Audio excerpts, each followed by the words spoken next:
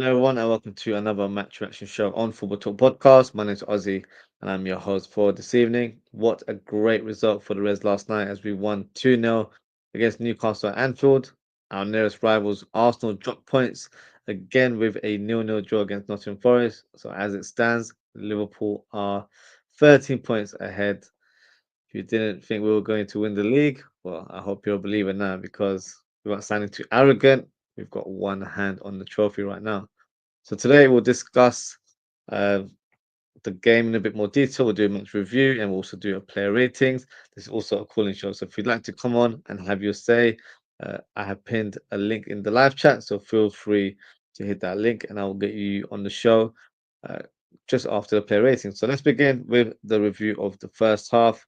Liverpool started the game very positively and there was even a penalty shot in the early moments as Salah was brought down by Lewis Hall. No decision given, which I actually, to be honest with you, I think was the right decision. Both players were pushing before the ball was played. Then Salah falls to ground as Lewis Hall tries to block him. For me, not enough to warrant a penalty kick. So, we'll give one to the referees on that one. But it didn't matter in the end as Liverpool opened the scoreline with a Szoboszlai goal. Diaz does really well to work on that left flank, then cut in with a pass towards the Hungarian midfielder who hits a left-footed shot through Burns' legs and into the goal. Back-to-back goals for our number 8. I've been saying this all season now. So Bosley has the quality, but he just needs to find the right balance in his final play. And I think he's found it now. He's making better decisions. He's making the through balls when it needs to be done. And he's also taking shots when he's opened up space for himself. So for me, I'm not quite surprised in terms of how he's developed. I always thought like this was a role that he was going to grow into, and thankfully, he's getting his rewards right now. I was quite surprised with Jamie Carragher suggesting that we need an upgrade on Szoboszlai's position next season. This is when he was asked about the team in terms of improving the squad, and I have to totally disagree. But to be fair, Jamie Carragher does say a few nonsense things here and there, so uh, I wouldn't kind of it's too much of a shock in terms of what he said. But back to the game. Diaz, who was on fire throughout the game, creates an opening for Jota, who's through on goal. Instead of shooting with his left foot, he decides to cross it to Salah, but Lewis Hall makes the crucial block there for Newcastle. For me, in that moment, he should have gone for goal himself, but maybe due to Jota not being in the most confident of forms right now, maybe he thought it was the better option to go safe and cross it towards Salah, but Salah wasn't really in a great position to take a shot on. So for me, should have gone for goal directly there. Then there was a moment that really annoyed me, and yeah, you probably guessed it. It involves the referee. Jota was being held back by Fabian Shaw, who, of course, committed a foul there. But Jota ends up escaping from the player and gets past the final defender who was burned and was ready to drive with the ball on his own with no sort of pressure whatsoever. But the ref blew the whistle before that could even happen. Now, if the ref had a bit more common sense, he could have waited to see what happens with Jota. And if Jota doesn't have an advantage, that's when you blow the whistle. So for me, poor refereeing day proves that the referees don't really play the game, so they really understand this sort of dynamic. But it is one of those things that you've got to take it. Diaz has a moment where he goes an amazing run, passes to Simicas, who has a wild shot with his right foot. One to probably forget about, to be honest with you. Newcastle in the first half did create an opportunity through Callum Wilson, who made a great half turn on Kanate and goes through on goal 1-on-1, but unfortunately did not make the right contact as his shot was high and wide. So Bosley had another chance just before the halftime whistle to extend the lead as he shoots from outside the box. His card effort just missed the post, so very unlucky not to hit the target there. In the second half, nothing to separate both teams in sort of the opening 10-15 minutes until Liverpool hit the back of the net. And this was around the hour mark. Fantastic goal from McAllister. Salah, he was trying to screw up a position where he could take a shot on goal, but somehow finds a nice pass with the outside his boot, finds McAllister, and he just hits it first time, smashes it into the top corner. Great finish from the midfielder, who, to be fair, had a great game against Newcastle. Then moments later, Newcastle responded instantly through Anthony Gordon, who attacks that left channel, tries to hit across into the danger zone, but fortunately for him, no one was there to attack it. Salah produced a couple of moments with, his playmaking ability right now. The first moment, he hits a through ball with the outside of his boot towards Trent Alexander-Arnold. Unfortunately for Trent, he wasn't able to make any contact on the ball as it had slightly too much pace. Then the second moment, he does it again with the outside of his boot, but this time it was a lot further in terms of distance, and it was only Salah that could pick a pass like that. Outrageous attempt as he tries to find Diaz, who tries to come in with a sort of two-footed dive to make a contact on the ball. Fortunately, he did, but couldn't guide it towards the target. And then moments later, Liverpool produced a counter attack through Diaz. He flies it to Gakpo. Gakpo, fortunately, first touch let him down, and in the end, Newcastle defenders blocked the shot and took possession. Liverpool then produced a nice piece of play as Salah nods it towards Szoboszlai. Then he hits a perfect through ball to Salah. He's through on goal, hits a shot with that side of his boot. I think that was the theme of the second half for Mohamed Salah. But unfortunately, Nick Pope carries the ball away.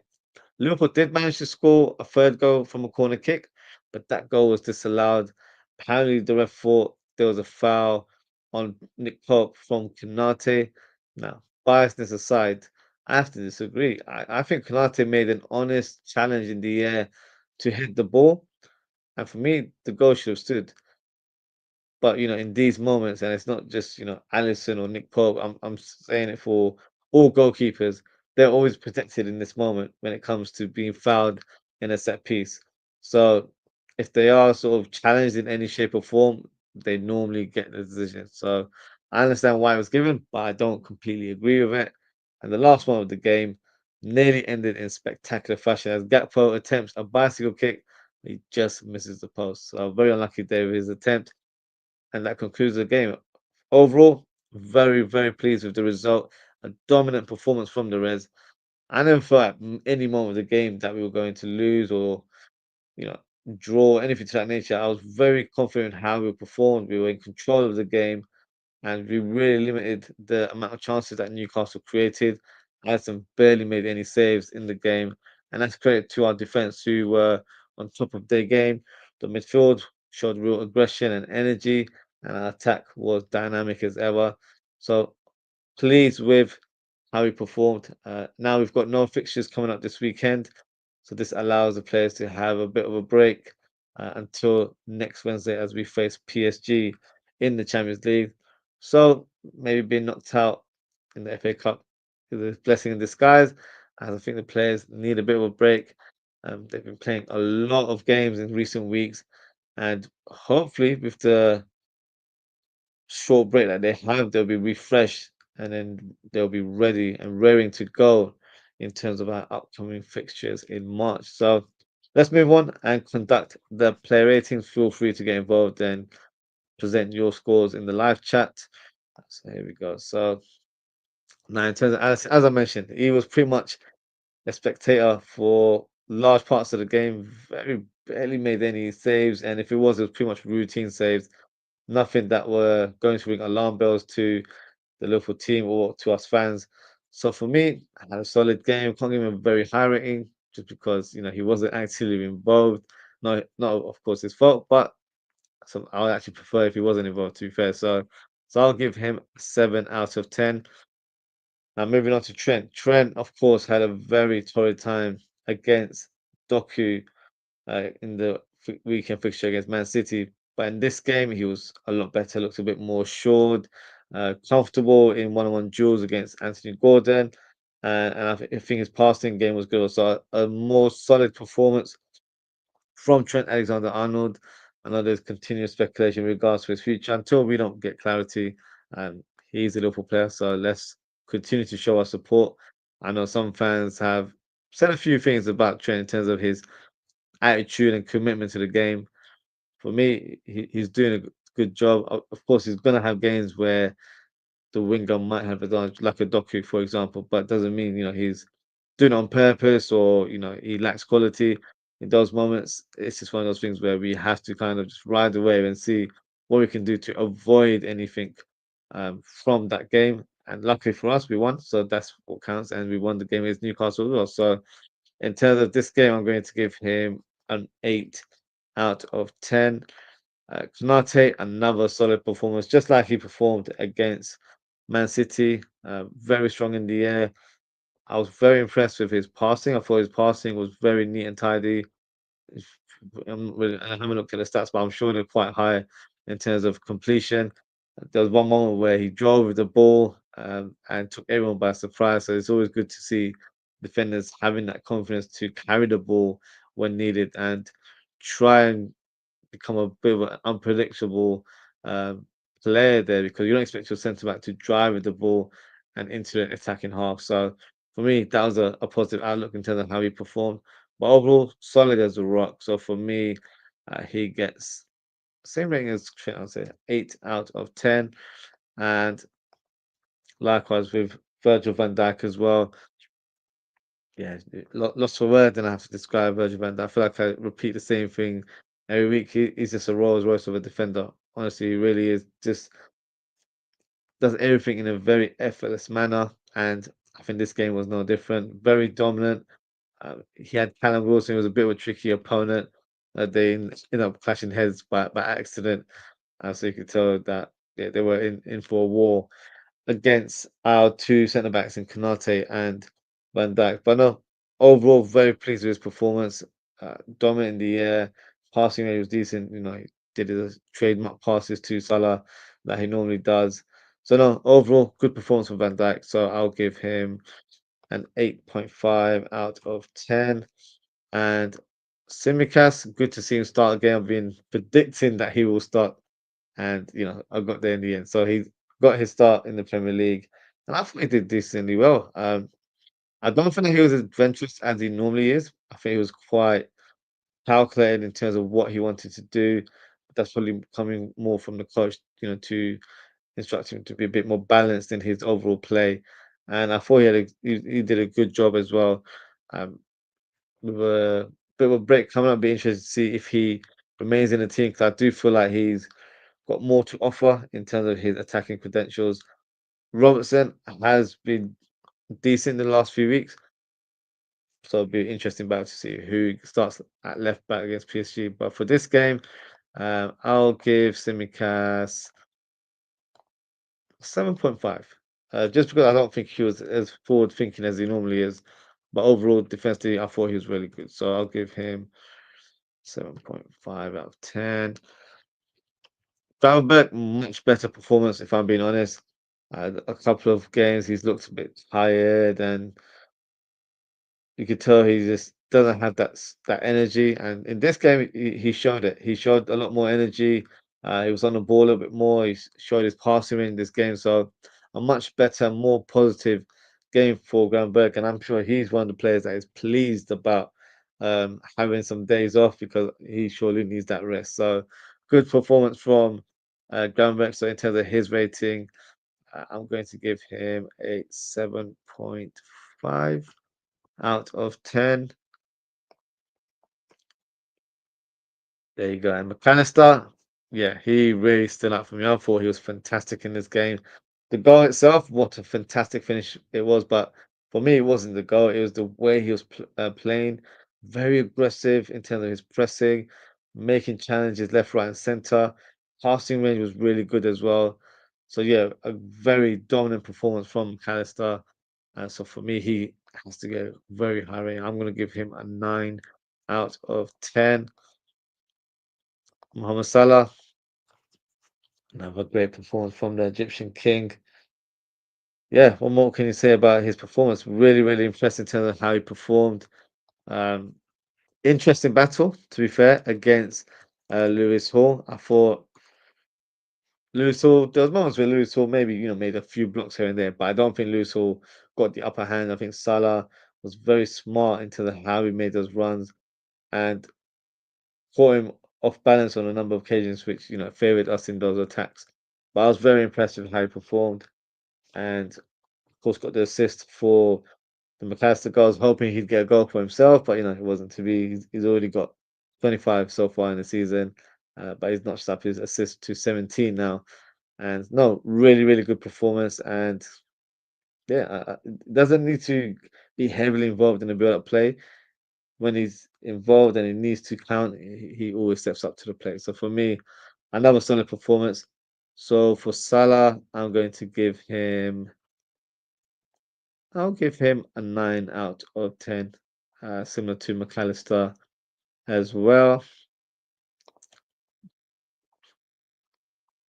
Now, Szoboszlai, I thought it was a very, very good performance from Szoboszlai.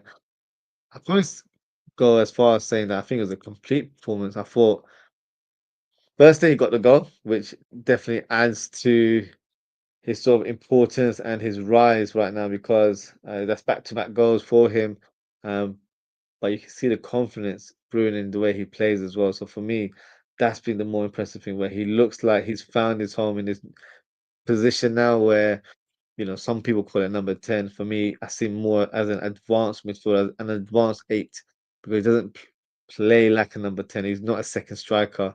So it's a different dynamic in terms of how you set the team up. But with his position, he's required to do a lot of work off the ball, whether that's pressing from the front or covering the ground for other players on his flanks or dropping deep and helping out the midfields. And I feel like there's been time where he's probably been more heavily focused on that aspect of his game. And when it comes to having those attacking moments that comes natural to him, he's probably not got the energy or the brain power to execute finishes that we're used to seeing him do over the years. But I feel like the last couple of games, it's a good evidence that, you know, I think he's the guy for that position. I do feel like he can continue to grow. I think he can continue to score more goals and provide more assists. So I'm really looking forward to how he ends the season. But I think next season he's going to be in great shape to really have a big impact in the team. So as I mentioned earlier on, Jamie Carragher said that was an area that Liverpool need to upgrade. I don't think we do. If one or two players were to depart, it could be where we add another player for that position. But for me, Szoboszlai starts in this team all day long. So I don't really see him being as a problem or a player that's not, got the sufficient quality to start. I think he has the credentials to, really make this position his own. And yeah, it'd be very difficult for anyone else to break into the team. Also, a lot of fans and content creators as well were, you know, very harsh on Szoboszlai. So do feel like, not now, but I'm thinking in due course, some apologies need to be made because a lot of people were dismissive of Szoboszlai, thinking he's, a one-trick pony and he's not really that good of a player. He doesn't have the quality to play for Liverpool. He should be a bench player or he should play in a double pivot, which is not really his natural role. But I think people are just disregarding him as an attacking player. But hopefully, in the last few games, it's shown that he is a player that deserves to be in this team and deserves to play in the position that he plays. And I do feel like he can take this team forward in years to come. So let's see how that entails. But in terms of this game, I thought it was almost a perfect performance where I thought his passing was very good in this game. Through balls and he's making the right decisions. Um, Obviously, of course, got the goal. Probably could have got another goal, but just missed the post. So I'm going to give him a 9.5. I was very impressed with his performance in this game. And alongside him was Diaz. Diaz, I thought was really good as well, to be fair. There has been games where I feel like he's not been impactful. And when he's got on the ball, he's been very sort of one-dimensional, just driving down that left flank, but not to be saying in a rude way, but a bit brainless where he's just running with the ball, but not looking around his sort of surroundings and seeing which options are available, which players he should play the ball to. Sometimes he's just literally gone head down and just tunnel vision and doesn't really look around him. In this game, he was a lot more alert, making some good passes, good through ball. Of course, he provided the assist for Szoboszlai in that first goal. And I thought he just really continued to grow in the game and showed that, there's a lot in his game that I feel like we should be grateful for because he does bring a different dynamic to our team. Of course, the goals and assists could be a little bit higher, but I do feel like whenever he plays, he gives his all and puts in a shift, and he certainly did that against Newcastle. They find it very difficult to mark him at most points of the game. He was being marked by 3, 4 players, so that shows you what kind of impact he was having. So in this game, I'm going to give him an 8.5 out of 10. Jota had a decent game. Clearly, I don't feel like he's the most confident of players right now. He had that moment where he was through on goal. For me, should have gone with a left-footed strike. In the end, tried to cross it to Salah, and informed Jota would have, shut down target all day long. So, still a player that's trying to find his rhythm, trying to find that killer touch in front of goal. So hopefully that'll come in the coming weeks. But I thought he put in a better shift than he has done in the last few games. Uh, More involved in the build-up play. Um, Link up was better in this one as well. So a better performance, but not a standout sort of stellar performance from Jota because I expect a lot more from him. So I'm going to give him a solid 7 out of 10. I think that will be his rating for this game. And that is my player rating. So feel free to drop a comment. Let me know what you guys think. Now, in terms of the man of the match, I'm going to go for Szoboszlai. I think it's fully deserved. Um, and yeah, it's shown his progression as a player. So yeah, Szoboszlai is my man of the match. So feel free to drop a comment. Let me know who you think your man of the match is. Now, before we close the show, we'll just quickly present the subs that came on, and then we can take it from there. So trying to think who came on. So Gakpo came on for Jota, and then we had Endo with a like for like substitution for Gravenberch, and then we also had Kwanzaa replacing Trent at right back,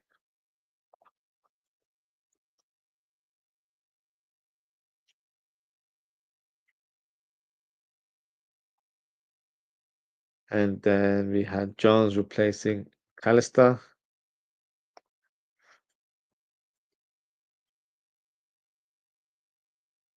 and then the final substitution was Nunes for Diaz.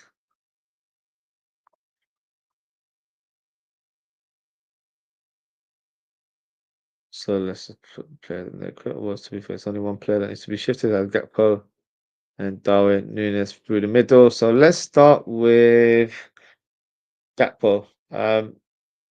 Looked rusty, if I'm being honest, when he came on. He had that one moment where Diaz played a fantastic ball, tried to control it, didn't have the best touch. It was quite poor, quite a heavy one, and he just couldn't really have the imagination of creating space to have a shot on goal.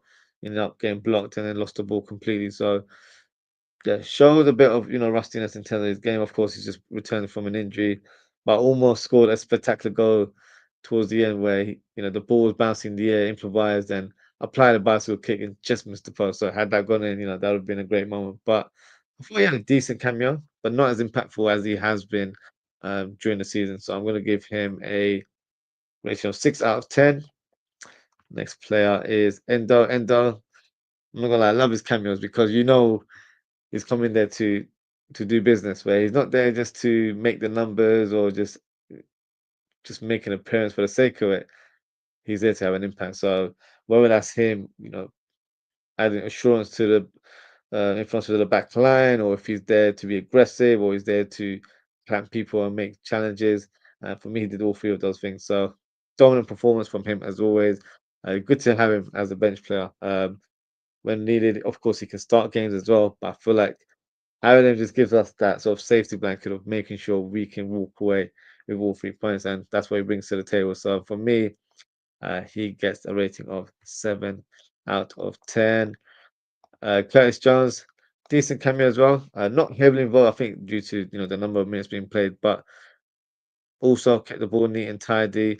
Good to see him back as well. Of course, he had the suspension, and prior to that was out for with an injury as well. So good to have him available. I'm sure he'll be involved in our upcoming fixtures in the Champions League. So for his cameo, I'll give him a 6 out of 10. Yeah, I think I'll give him a 6 out of 10. Uh, Kwanzaa didn't play that many minutes, to be fair. I think kind of similar to John. I think they came on at the same time. I remember him making a block and then making a run with the ball as well. Other than that, I don't remember him doing too much. So I'll just give him an average rating of 6 alongside Curtis Jones. I don't want to be harsh and give him a 5 just because he wasn't involved as much. But I think uh, a rating of 6 should be fair. And then the final one was Nunes. Now a lot of talk surrounding Nunes, where strangely, if I'm being honest, Arsenal has made comments saying that he's not putting the work in recent games, and once is fine, but if it happens twice, then we've got a problem there. So he's not messing around, no BS when it comes to Arsenal. He says it how it is. Um, you know, it's interesting that he said it out loud and very publicly as well, because when you say that to a player, I feel like it could hamper their confidence. But for all we know, maybe the writing's on the wall in terms of his future. And it's something they've already had discussions that, he might not have a long-term future at the club. So what he's expecting is for him to put in a shift and work for the team, you know, until he is still a Liverpool player. So that's how I'm looking at it, where maybe, it's been communicated that he's not got a long-term future at the club, but just because he's not going to be at the club next season doesn't mean he drops his performances in the remainder of this season. So for me, it's interesting to see, what angle fans will look at. That's the angle that I'm looking at. But fair play to Nunes. He came on, put in a shift, really worked hard for the team. He was making more of an effort to actually pass the ball and be able to link up player. So for me, decent cameo. I can't really fault his effort. So for his rating, I'll give him a 6.5 out of 10. And that is the end of my player rating. So big up to everyone for tuning in. Just going to go through some of the comments. We've got a couple here. Uh, Abdul Rahim says, hi, chat. Hi, Ozzy and chat. Assalamu alaikum. How are you? Welcome salam to you, Abdul. I'm doing well. I hope you are doing good as well. He said, Liverpool 2, Newcastle nil. We need to keep on winning. We need that Premier League trophy. Many thanks.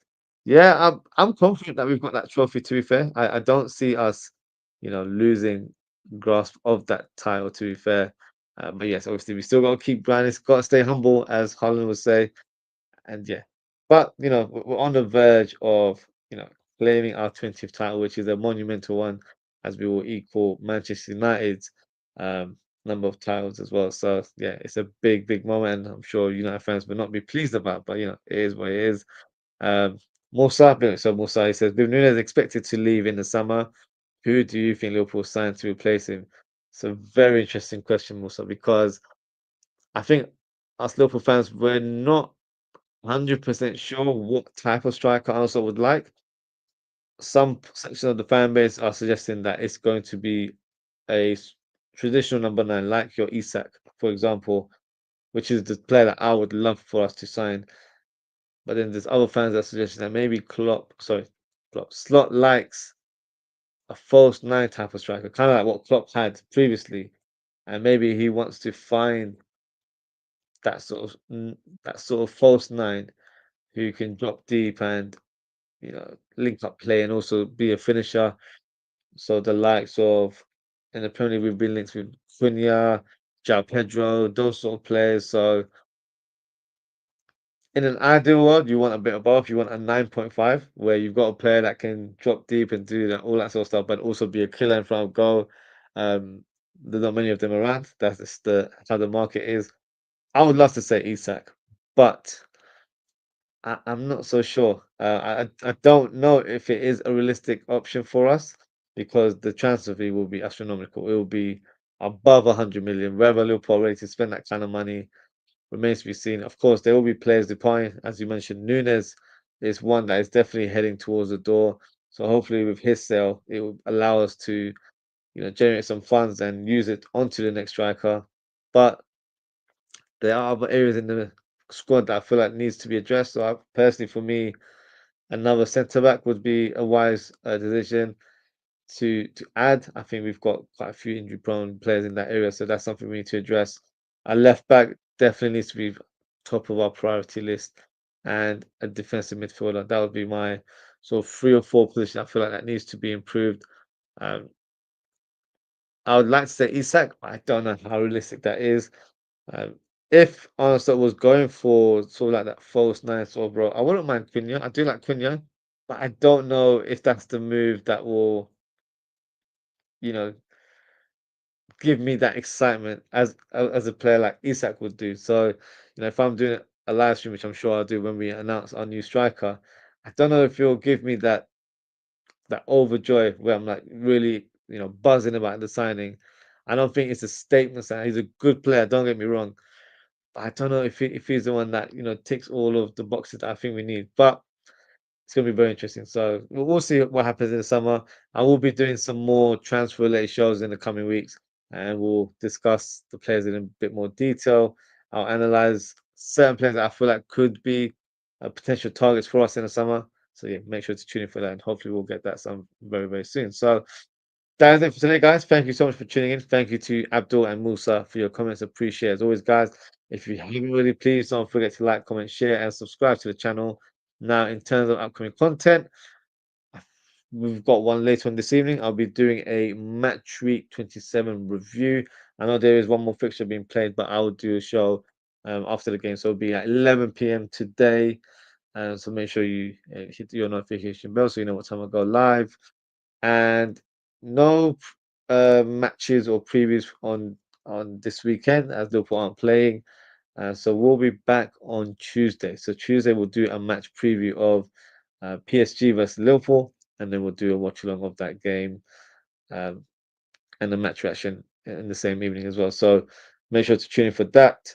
And that is it for today, guys. Thank you so much for tuning in. Take care, stay safe, and I hope to see you guys hopefully later this evening. Goodbye.